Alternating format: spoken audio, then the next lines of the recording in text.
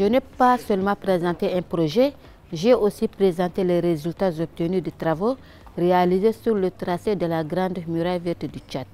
Et nous avons présenté plusieurs points dans lesquels nous avons présenté une introduction, aussi les travaux réalisés, l'état d'avancement des travaux.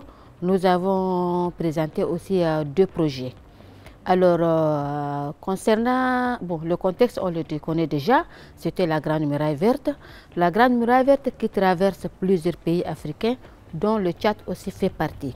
Et le tracé du Tchad fait une longueur de 10 km sur une largeur de 15 km et traverse plusieurs régions administratives.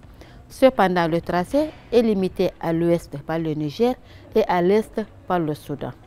Et l'objectif général de la Grande Muraille Verte de manière générale était de réduire les effets de la désertification par une approche de développement intégré sur la partie qui est très affectée du Sahel.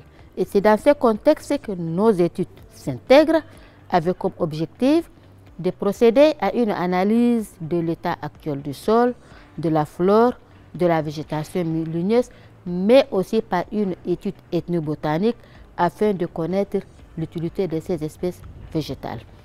Alors, au niveau des travaux réalisés, le tracé nous a permis de produire 3 thèses de doctorat uniques. Alors, les 3 thèses, on travaille sur la même thématique, mais sur plusieurs sites. La première thèse a traité 3 sites. Il s'agit du site du lac, du Kanem, du Bahr el Ghazal.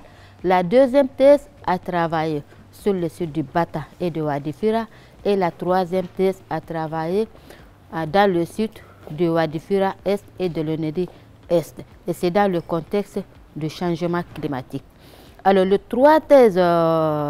travaux de ces 3 thèses ont trouvé que les mêmes résultats, c'est-à-dire sur le plan type de sol et même végétation.